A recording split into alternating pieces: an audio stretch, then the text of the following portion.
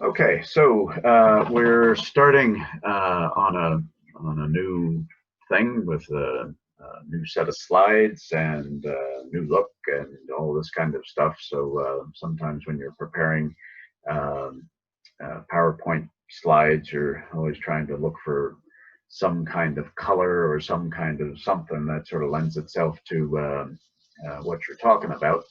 And we're looking at the what's called the Songs of Ascent today, and some Bibles refer to them as the Songs of Degree or Degrees. We'll be looking at why those particular words are used. Uh, anyway, and so but before we get into the Songs of Ascent, we'll be just looking at a few other sort of Bible study questions and methods, and just a little bit of review from last week. So, and and we looked at the verse there last week. All Scripture is given by inspiration of God and is profitable for doctrine, for reproof, for correction, for instruction in righteousness, that the man of God may be complete and thoroughly equipped for every good work. So, and this is the one of the templates, one of the verses I'm going to use to look at these psalms, because there is a variety of ways and variety of questions that one can ask, and I'm gonna put up there on the screen a few more sorts of questions that we can ask of the scriptures as we get into things, so that we can get as much out of it as possible. But we're not going to be looking so much at one of the specific Psalms today. We're going to be doing an overview and a bit of historical background. But I find that that's important because we need to look at the scriptures from higher up, as it were, and then sort of fly the plane down a little closer to the ground, and eventually then land, as it were, on each particular psalm and just how they're tied together and that kind of thing. So one of these aspects that we're going to be looking at is doctrine or teaching, and we're going to expand that a bit more in terms of what things are being taught in these particular psalms.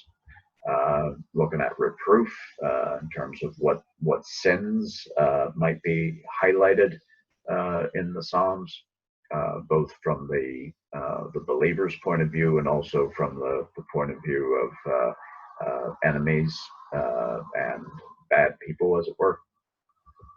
And we'll be looking at correction, and we'll be looking at instruction in righteousness. So those are the four broad areas that we'll be looking for in these psalms. Now, some of these psalms may not have all four of these elements in it. I would say probably the majority of them have some manner of teaching in them, but the four of the things will pop up in some way, shape, or form. But we have these particular tools that we're going to use to examine these particular verses. So, but one of the things I wanted to bring to your attention was 9 different questions that you can ask when you're reading the Bible. Now, these are not my invention. This is something that I've read and use sometimes, and so you might be able to use them as a means of asking questions when you're reading the Bible yourself. So, but the first question there is there a warning to heed? So as we're looking through these psalms, there might be something like that, some kind of warning or something that God is putting out there and saying, look, you need to watch for these pitfalls. You need to watch for traps. You need to watch for certain sins that the enemy may lay out there against you. That is for the purpose of tripping you up and causing you to not trust God or to follow an idol or do something of that nature.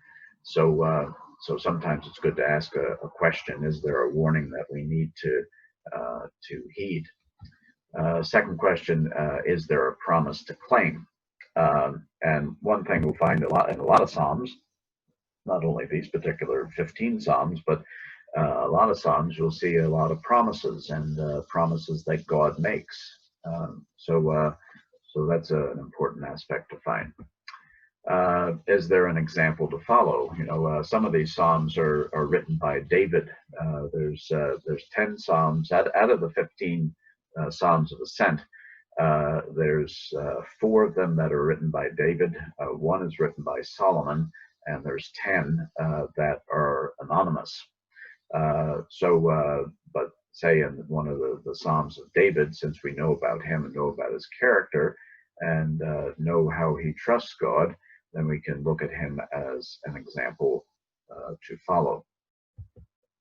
Number 4, are there commands to obey? So sometimes there are things where God is saying, do this, do that. They're not suggestions from God. They are commands from God. So they're imperatives. They're things that we're told to do.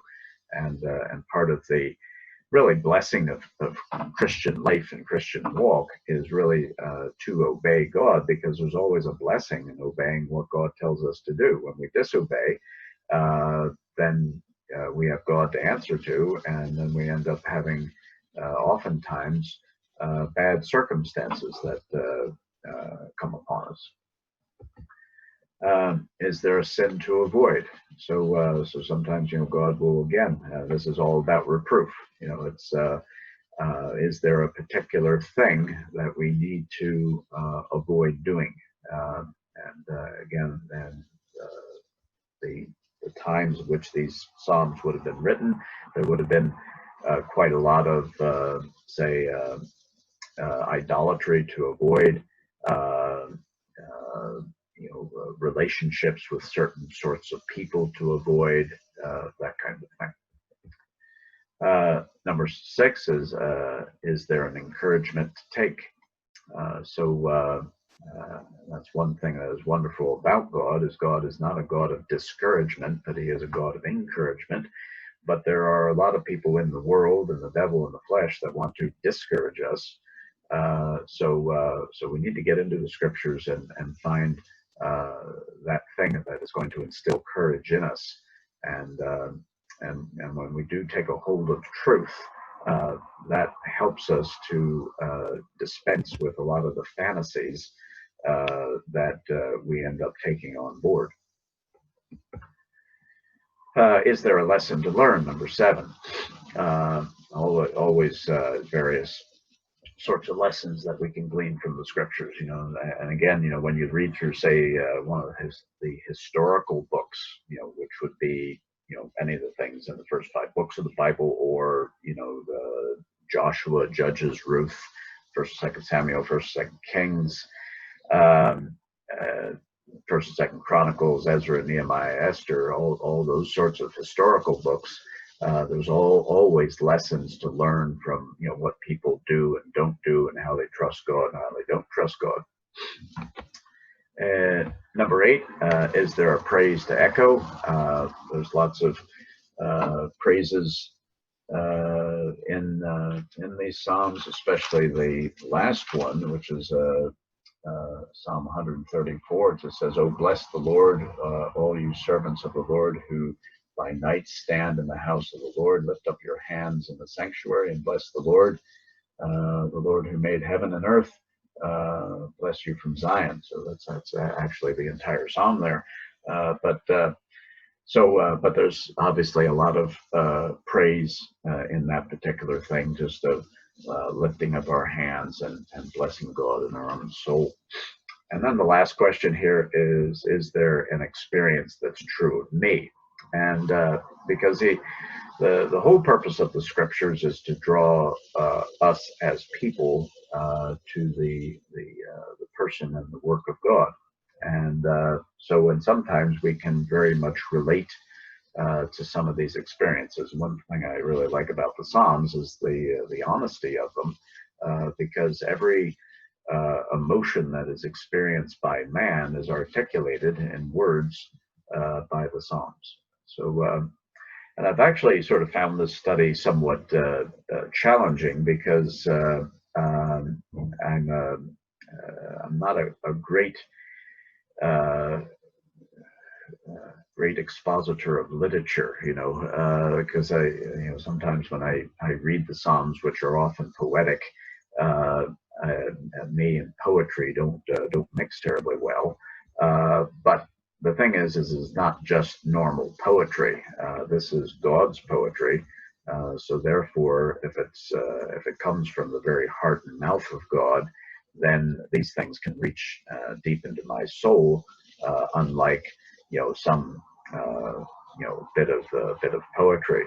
And I remember at Bill Clinton's inauguration many years ago, which I've seen all the inaugurations either on TV or in person. I've seen the only one I saw in person visually was Ronald Reagan's inauguration. I was at Carter's, but he got swore in on the other side of the Capitol building. But anyway, but the thing about Clinton's inauguration is they had some woman then come up and read some sort of poetry as part of the inauguration ceremony, and it sounded like complete and utter hogwash. It just sounded like gibberish. And I remember Bill Clinton, after the woman recited her poem, clapped and thought it was absolutely wonderful and brilliant. But to me it was just words and stuff and nonsense, and it just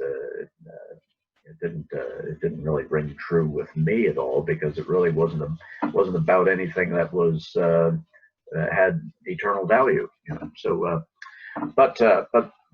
these are 9 questions that you can take down, ask when you're reading really any portion of the Bible. So now, one thing I'm going to do again with these particular Psalms is I'm going to use what I call a character approach. And we did that with the chapters 8 and 9 of Matthew, when we were looking at the different stories there, whether it be the leper that got healed, or the centurion's servant, or the demoniac of Gadara, or the crossing of the Sea of Galilee, or any of these sorts of things.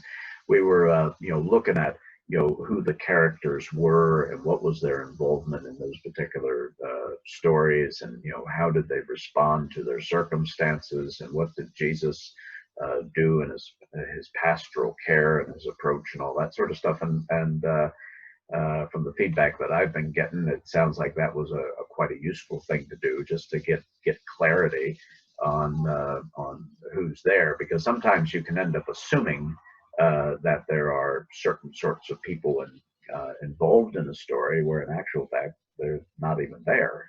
So or we might assume that people handle things in a certain way, but when you delve into the text itself, you then find out, oh, okay, this person is here, they said this, they did that, they were treated in a certain way, or whatever. So this gives you a bit of clarity in terms of these characters. But so as we look at these particular Psalms, we're going to be looking at 3 different broad sort of characters, and some of the sort of sub questions to ask about them. So so the first thing we're going to ask here in terms of characters, what does the passage teach about God? And so because God is very, very central to all these Psalms, I think if I remember correctly from Graham Scroggy's book, which is one of those oldies but goodies. He wrote back in the 40s, I think it is, and some of his material is very good, and it's very thought through.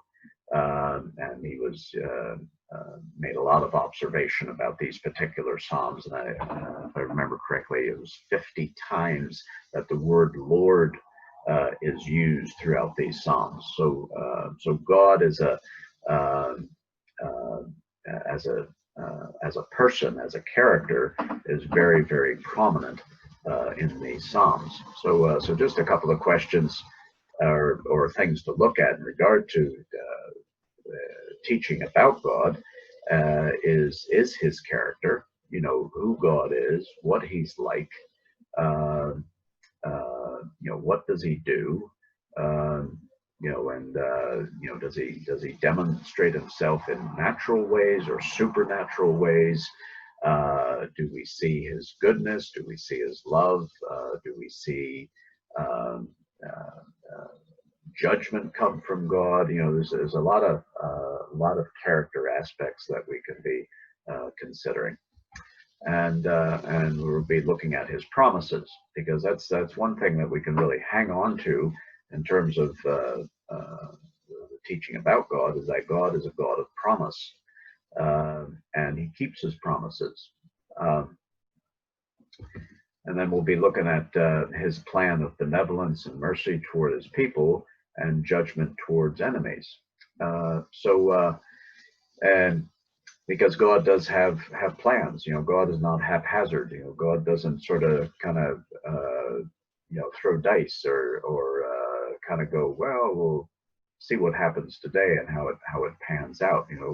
God is not like that. God is sovereign. God always has plans that are meted out, and it's for the good of his people. Now, when his people falter, then there may be consequence for that. There may be punishment for that. There may be chastisement for those particular things. But at the end of the day, God affords those negative things to us in order to actually be good to us, because it's for the purpose of drawing us back to him. But there's also judgment towards the enemies of God and the enemies of God's people. So we'll see some of that as well. The other character we'll be looking at is kind of by inference ourselves. When there's a Psalm of David or something like that, obviously David's talking about himself, but it's more, we're going to put ourselves into their shoes. So it's what does the passage teach about me? So what is it about, my character? What do I think? What do I believe? How do I act? Am I, exhibiting kindness, or am I exhibiting frustration? So for, example, in the first Psalm in this particular section of the Ascent, Psalm 120 says, in my distress I cried to the Lord, and he heard me. Deliver my soul, Lord, from lying lips and a deceitful tongue. One thing that we do get about the character of that particular person who wrote that psalm is that they are distressed. So that's part of their response to the issues of the day. And we want to look at our responsibility. What is it that we do in response to God's promises, God's plan, those kinds of things. And but these Psalms also force us to ask the question: what does the passage teach about the world? And again, its character. What is the character of the world and the enemy in particular? So this would be folk that would be contrary to the things of God. So again, just in Psalm 120, it says, in my distress I cried to the Lord, and he heard me. Deliver my soul, Lord, from lying lips and from a deceitful tongue. What shall be given to you, or what shall be done for you, you false tongue? Sharp arrows of the warrior with coals of the broom tree. There's, and then the last verse there, it says, I am for peace, but when I speak, they are for war. So it's looking at the character of the enemy there. They're obviously not for peace. They're for war. They hate peace. They have a lying lips. They have a deceitful tongue, and violence comes from them, and all that kind of stuff. So we'll be looking at that. and then we'll be looking at their plan for damage and for discreditation of God and His people. And through some of these psalms, there is quite a lot of that that's taken place. So, so these are some of the questions, some of the approaches that we'll be taking in regard to these psalms. And I think when you have a particular kind of approach, then it helps to open up what these passages are more about, as opposed to just looking at it and going, right, there's a lot of words here, a lot of things going on, hard to understand, don't quite get it, but it sounds nice, you know. But you know, the Bible is not just there to sound nice. It is there for our instruction. It is there for our reproof. It is there for our correction. It is there for our instruction in righteousness. So, but let's just talk here a little bit about the Songs of Ascent, or degrees, as they're called in the Authorized Bible. And there's reasons why to look at these different things. So so there are a variety of thoughts in regard to why these particular psalms were clumped together, and there's quite a variety of thought in regard to this.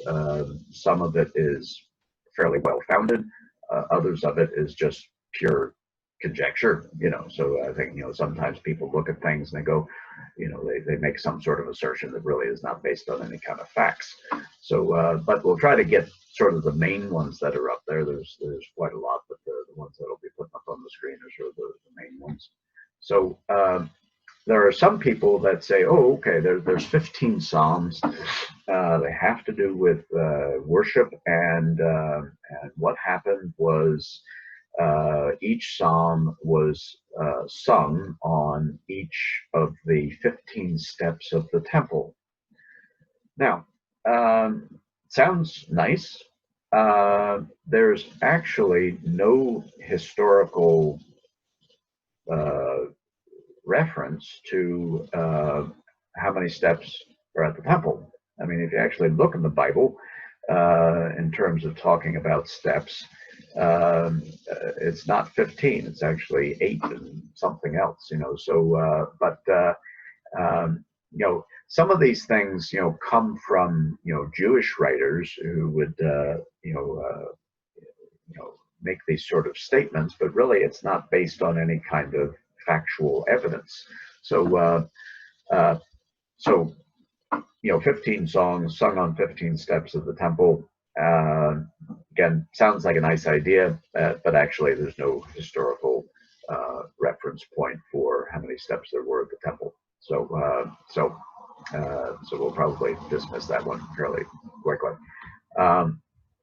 Some people would say, oh, the Songs of Ascent is a reference to a musical expression. Now, there's a lot of psalms do have things. Just looking back to see some of these psalms, because some of the titles at the head of psalms are actually in the scriptures, you know. So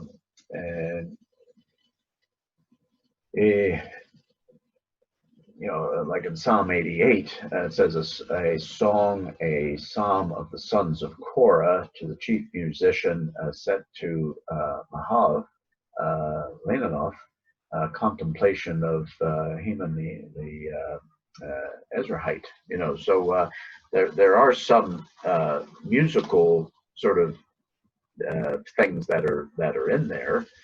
The sons of Korah were very much involved in singing and that kind of stuff. So so there are some psalms that have to do with you know, some musical expressions. There's also the word Selah that occurs in the Bible quite a lot, and some people think that that was a word that expressed a musical interlude. You know, sort of like you know, you sing a couple of verses of a say a hymn or something like that, and then everybody stops while the organ plays, through one of the verses just musically, and then everybody picks up after that. Some people sort of look at Selah like that, but I think Selah was used more as an opportunity to pause, not so much musically, but to actually pause in thought, to consider what had just been said in that particular psalm. So Selah is used in the book of Psalms, and it's also used in the book of Habakkuk. But it is so those are the only two places in the Bible that that particular word is used. But I don't think, again, as I've read Scroggie in particular here, when he talks about the songs of ascent or degrees, this idea of a musical expression, or it's for certain choirs that are high up or something like this. There's nothing really historical, again, that sort of lends itself to that. So some people say that these were songs that were sung by the exiles returning from Babylon. Now, I can understand that from one of the Psalms, Psalm 126. It says, "When the Lord brought back the captivity of Zion, we were like those who dream, when our mouth was filled with laughter and our tongue was singing. Then they said amongst the nations, the Lord has done great things for them." Down to verse 4, "Bring us back from our captivity, O Lord, as the streams in the south." So there are some people that say, "Oh well, there's a psalm that kind of proves that that was written back in the time for people to coming back from the captivity in Babylon." May have been, that particular psalm is anonymous, so we not entirely sure who wrote it, but none of the other psalms in this section actually lend themselves to the idea of returning to Babylon, or returning, from Babylon, from being in the exile.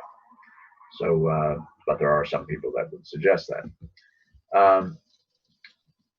This one here is a more prominent sort of understanding of these particular psalms. It's related to the 15-year extension of Hezekiah's life, because when Hezekiah was told by Isaiah that he needed to get his house in order and he was going to die, Hezekiah cried out to the Lord and wanted, his life to be spared. So what God did was he reversed the shadow on the sundial of Ahaz by 10 degrees. And that word degree that's used in the Bible there, in the book of Kings and also in Isaiah, is the same word that is actually used in the title of these Songs of Ascent, or Songs of Degrees. It is that word that is translated degrees, and it does refer to the sundial of Ahaz going back 10 degrees. So, and then what that,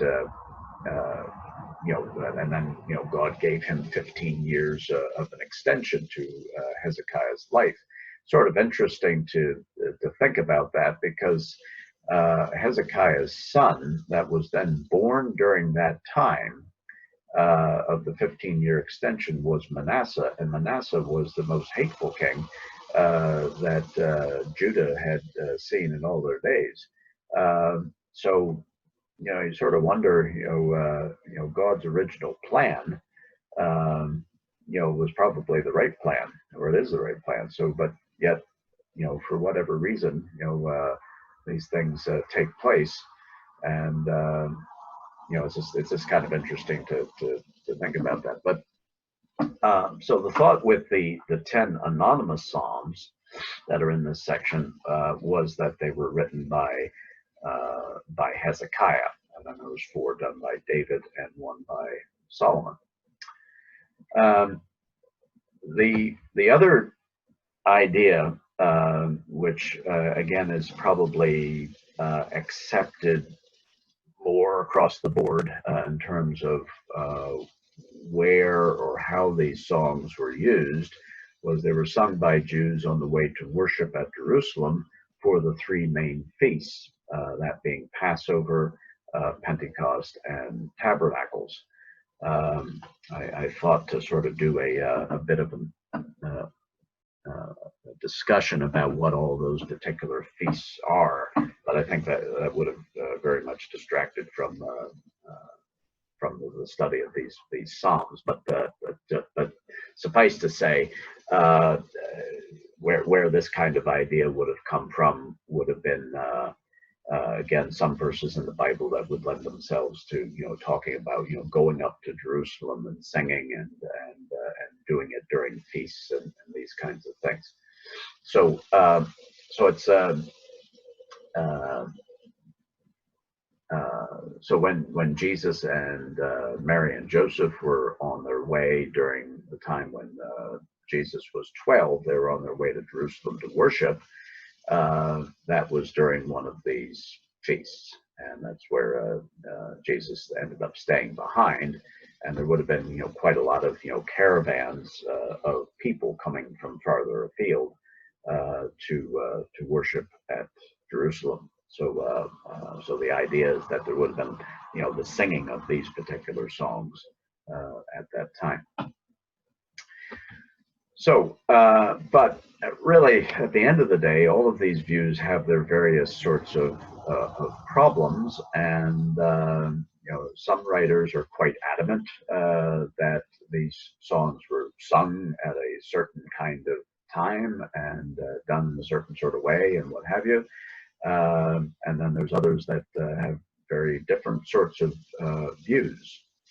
But so where do we go with this? Does this have impact on how we study the Psalms of this particular vintage here? Because it is like a little mini psalter. It's a little cluster of psalms that were particularly put together as being called the Songs of Ascent or Degrees. But the thing is that we need to stay with the study method. But there's one thing that is true: all these psalms have to do with the worship of the Lord. So that is one sure thing that we can know about these particular psalms, is they're talking about the worship of God. Now they're coming at it from various angles, but we need to sort of say, okay, what's it teaching us? What is it reproving us of? What is the correction? And what is the instruction in righteousness? And then we expand out in some of those other sorts of questions as well. So what we're going to do here the rest of the time is just look at an outline then of the Psalms in brief. It might take us 20 minutes or so, but basically there's 15 Psalms, and they're broken up into five threes. There's 5 trilogies. Okay, so the first trilogy, which would be Psalm 120, 121, and 122, cover these topics here. So and generally since they're broken up into 3, they're in very sort of broad terms, they're dealing with 3 different areas. And Psalm 120 is a plea for relief, and because the man is wanting to have peace, but he's a long way off. In the verse 5 of that psalm, it says, "Woe is me that I dwell in Meshech, that I dwell among the tents of Kedar, and my soul has dwelt too long with the one who hates peace. I am for peace, but when I speak, they are for war." And so there's a man here, as the writer of this particular psalm. He's finds himself really far flung into areas of the world that are problematic, There's people that are really bent against him and bent against the things of God. So he's, it's a plea for relief, and so he's in despair. But then Psalm 121, and this is a psalm that a lot of us know, especially those verses where I will lift up my eyes to the hills, from whence comes my help. My help comes from the Lord who made heaven and earth, and so on. So here God helps those who seek. And so this is more of a prayer about faith. It sort of reminds me a little bit of a saying that a lot of us have heard, where it says God helps those who help themselves. That's not really a godly statement. That was made by Benjamin Franklin, who was one of the founding fathers of the United States. But Benjamin Franklin wasn't a Christian. He was the farthest thing from a Christian. He was a deist. And deists basically believed that God was a golden creation, but God was not personally involved in anything after that. So God really wasn't terribly concerned about the affairs of men. So probably, from that kind of mentality and ethos, that's where Benjamin Franklin sort of got that idea. Well, God helps those who help themselves. It almost sounds counterintuitive, but so a lot of the founding fathers of America were these deists, where basically they believed that God was a great clockmaker, and he created the world and sort of sat the world on a mantelpiece and wound it up and left. So, and then the world just kind of keeps on ticking over because it's just a wound up clock. God has no personal interest in it, but we know from the scriptures that God has intense personal interest in his people and in the affairs of men. And I remember going to Monticello one time, which was the home of Thomas Jefferson down in Charlottesville, Virginia. An amazing house designed by Jefferson himself. Some of the architecture there is absolutely unreal, things that he invented and so on. But you can see Thomas Jefferson's Bible that he had on the table there, and your man took a pair of scissors to it and cut out all the bits he didn't like. So in order to sort of substantiate his idea that God was just this great clockmaker. So, but God, so he must have cut out an awful lot of the Bible, because God is a very, very personally involved in the affairs of men, and especially in the affairs of his people. So, so here we have a verse that talks, or a psalm that talks much about God's help for those who seek. So this is really a prayer or a psalm about faith. So we have in Psalm 120 this whole idea of despair, and then 121 is about faith, and then 122, which is the last of the first trilogy. We have the joy of going to the house of the Lord, and then that's really a psalm of victory. So in broad terms, the three sort of areas that are covered in these psalms is despair, faith, victory. So and we'll see that pretty consistently through these various trilogies. So then you go on to the second set of three. And so in Psalm 123, it's kind of going back to this whole despair idea, because the psalmist is writing about relief from those who are from contempt.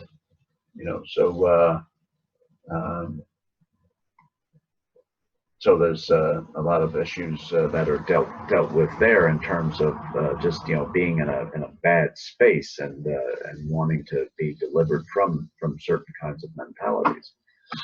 And then Psalm 124 is the Lord is the defense of his people.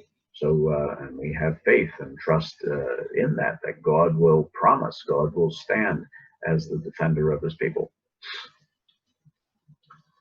And 125, which is the the last in that particular trilogy, is the Lord is the strength of his people. So there's the idea of victory in that particular psalm. So now in the third trilogy here, there is Psalm 126 talks about a joyful return to Zion. So this is this one that people would say, oh, this is a song about coming back from exile and from captivity, which does very possible to lend itself to that. So there was a lot of despair about being in captivity, but this particular psalm, it doesn't sit and stay in despair. There's a joy about getting back to Jerusalem. So, and then 127 says talks about laboring and prospering in the Lord.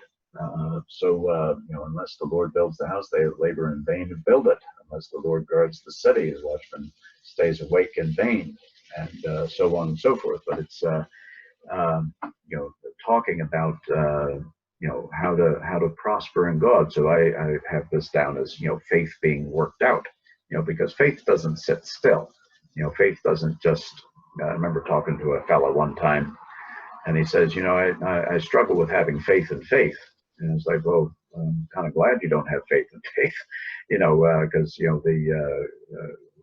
the thing that works in faith is who the object of our faith is. I mean, I could have faith in my mouse on my computer or something like that, but my mouse is not going to do anything for me. It can't do anything for me because it's an inanimate object. It needs to be pushed around in order to get the cursor to work on the screen. So, but the object of our faith is the Lord God of heaven. So Psalm 127 talks a bit about that. And then the last one in this particular trilogy is Psalm 128, the blessings of fearing the Lord. So there's victory through reverence, victory through, revering, God's person. And I think when we get to that particular psalm, we'll take a bit of a rabbit trail over into Proverbs and look at the fear of the Lord in terms of how it's discussed in Proverbs, which is a very, very positive thing. I think there's about 16 different places where where the fear of the Lord is the beginning of knowledge, the fear of the Lord is the beginning of wisdom, the fear of the Lord is a fountain of life, and so on and so forth. So, because it says there in verse 4 of Psalm 128, behold, shall the man be blessed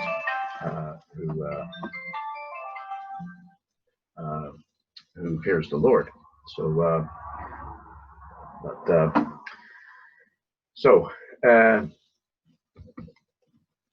now we have the fourth trilogy, and Psalm 129 is about the victory over enemies. So there's a lot of mentioning of enemies in that psalm. But again, there's a migration, whereas the 120 and 123, is about, kind of nearly being stuck and praying for relief to get out of this stuck area. But here, in Psalm 129, there's a victory over the enemy. So I have that down as sort of affliction to victory. Because again, it says in that particular psalm, many a time they have afflicted me from my youth. Let Israel now say, many a time they have afflicted me from my youth, yet they have not prevailed against me. The plowers plowed on my back, and they made furrows long. The Lord is righteous; He has cut to pieces the cords of the wicked. And it talks there about the enemies, but and what they are doing, and how they've made affliction. But at the end of the day, it's the victory of God. Psalm 130 is waiting for redemption, and that again just has to do with faith. And the last one in this particular trilogy is simple trust in the Lord, and I have that down really as victory in the mind. So because sometimes our minds get tackled a lot, and so, but we need to, because if we're going to have victory in life and victory in practice, we need to first have victory in the mind. So there's this discussion here about just simple trust in God. So, and then the last trilogy here, and this is where we're going to wrap her up for today, is Psalm 132, pushing through to experiencing the eternal dwelling of God. Now that's the one psalm that's 18 verses long, so that's quite a much longer one. And so the Psalms, these particular Psalms are starting to sort of build up to, kind of bigger things, and more eternal things, what God is doing. It's not so much about, the plight of man, but it's saying, right, let's get up and get going and trust God and see where God takes us. Psalm 133 is the blessing of unity of the people of God. I remember preaching about that at the church one time, and look forward to looking at that again. It's a short psalm, only 3 verses, but very, very jam-packed with all kinds of things about the unity of people in regard to God's people. And then the last verse in this particular trilogy is 134, as the blessing of finishing the day with the Lord, his name to be praised. So it's a real psalm of victory again. So, but anyway, so this is really a brief kind of rundown of these particular psalms, and looking at them. It's a very concise collection of different things to look at. But as we look at the character of God, look at the character of God's people, and look at the character of God's enemies, as it were, I think we'll see a lot of teaching, a lot of reproving, a lot of correction, and a lot of instruction in righteousness in regard to these things. So hopefully over the next sort of number of weeks, we'll be able to look at this. So so that's where we're going to park it for today.